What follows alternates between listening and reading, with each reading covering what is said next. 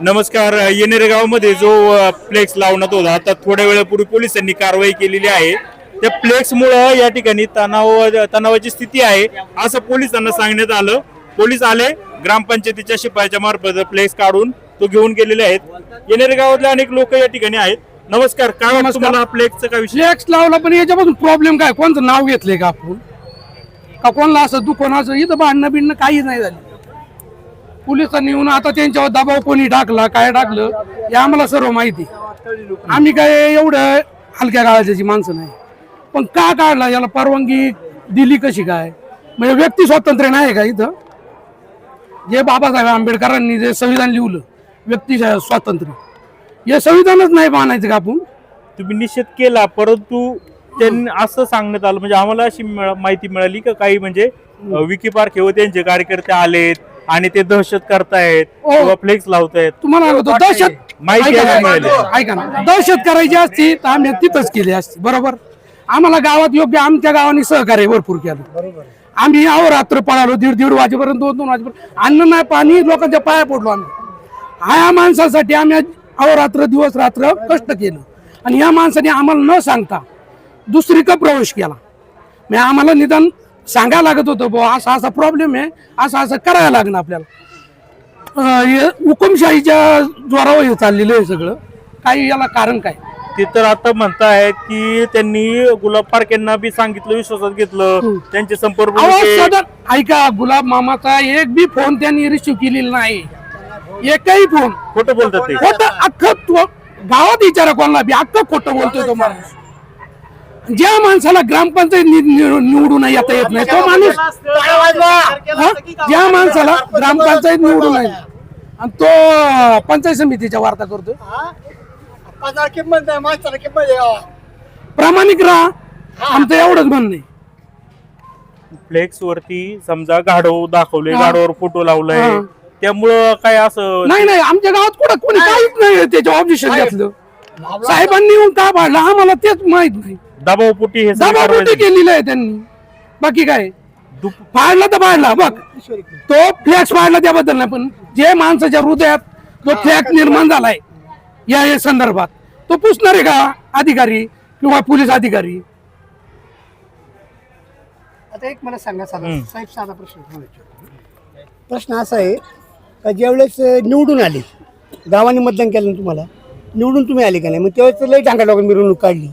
मग आता उपसभा झाली, मग मिरवणूक कन्या काढली. मग कन्या काढली. आता मिरवणूक काढायला ऐका ना साहेब, मिरवणूक काढली. जो माणूस निवडून आलाय त्याची मिरवणूक काय गावात वाचत गाजत काढली. मला वाटलं असेल का काही मिरवणूक. आता मिरवणूक ऐका ना, काढली का नाही गावानी? उपसभापती झाला, मिरवणूक कुठे आहे? मग एक बॅनर दिसतोय का? लोकांना कळून चुकलेला आहे का? गद्दार आहे माणूस. नाही, मुळे काय झाली, शिक्का पडलेला आहे यांना परफेक्ट. जोपर्यंत हा माणूस आहे तोपर्यंत शिक्का आहे गद्दार म्हणून. हा पुसणार नाही लोकांच्या नजरेत. मला अगोदर का समजलं नाही? काय म्हणतात आता, काही बोलावं नाही गोष्टी, पण जी शांत माणसं असतात ना ती लय गद्दार असतात.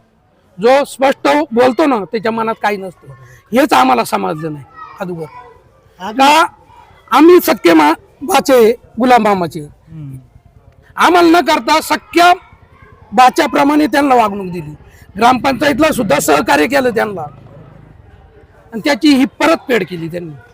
ये नेरे या न्या आणि राहा, बरोबर ना? या न्या आणि राहा, बरोबर ना? मग याचा अर्थ काय होतो? तुम्ही सगळेजण या, तुम्हाला जे लागेल ते न्या आणि जे राहताल तर राहा, बरोबर? चुकी. मग ह्या गावात गद्दारी करायचं कारणच नव्हतं ना. असं गाव समाजाचं आहे का नाही? लोकशाहीत बोलतोय आम्ही, वेगळ्या विचारून बोलत नाही. गद्दारी कोणची शिकार? कोणाची शिकली मला सांगा? मामाशी, बाच्यानी मामाची गद्दारी. तेच म्हणता, मी मामाला विश्वासात घेतलं, त्यांच्या काय विश्वासात विचारा ना त्यांना. त्यांचा एकही फोन त्यांनी रिसिव्ह केला का? उचलला का? मग आम्ही डीजे करण्यावाला साहेब, मला सांगा तुम्ही. डीजे वाजाय पण होता आज गावामध्ये, उपसभापती पदे बाजीराव शेठ उपसभापती आले तेव्हा डीजे वाजला, मग आज का नाही वाजला? हो, या गावाची परंपरा लई चांगली आहे. कोणच्या पण हे चुकीचं पहिलं असं पाऊल पडलंय का चुकीच्या दिशेने पडले. आणि ह्या माणसाला सुट्टी नाही. गाव याचा धडा शिकवणार याला. माफ नाही गावात गावात माप नाही यांना गावात माफ हे गाव- बोलणं- हे तुम्ही धमकी देताय धमकी नाही धमकी नाही. बाप म्हणजे कसं धमकी नाही. लोकशाही लोकशाहीने पुढले यांना भवितव्य इथून पुढे भविष्यात यांनी मला- यांना भविष्यात गाव सहकार्याची अपेक्षा धरायची नाही हे म्हणायचं ही आपल्याला. धमकी नाहीये. धमकी नाही आमची आम्ही काय करू? सर्वसामान्य शेतकरी आम्ही आजही रोजानी जातो कष्ट करतो यांच्यासारखे काय मोठाले नाही आपण आमची तळमळ आम्ही जे अहोरात्र पळालोय आमची त्याचं शेतीचं कुठं- नुकसान झाले 10 एकर आम्ही शेती कांदा पिकवतो आमच्या शेतीचं या प्रचारात याच्यामुळं आमचं नुकसान झाले किती बघा आंब्याला आंबा राहिला नाही फवारणी घेताना आल्या दररोज तो फोन करायचा का चला प्रचाराला आम्ही अहोरात्र त्याच्यासाठी पळालो आणि त्यांनी या असं फळ दिलं उपयोग काय त्याचा हो पण आता तुम्ही आता ठीक आहे बाकी ते साईडनी बी काय गावकरातलं आहे का कोणी लोक आहे ना असं काही त्यांनी पण काय असं अहो लोक समोर नाही येणार राहू दे बोलले भाऊ लोक समोर कशी येणार सांगा? ठीक आहे ही होती या सर्व ग्रामस्थांची अनेक लोकांना बोलायचंय काही लोक बोलत नाहीये याच्यामध्ये खूपच या ठिकाणी संताप अमित डोलेंनी जो निर्णय घेतलेला आहे त्याच्याबद्दल त्यांना थेट गद्दार असं या ठिकाणी लोकांनी ग्रामस्थांनी सुनावलेलं आहे ही जी काय आहे ती सगळी बातमी आपण दाखवतोय पाहत राहा जुन्नर टाइम्स येणेर तालुका जुन्नर.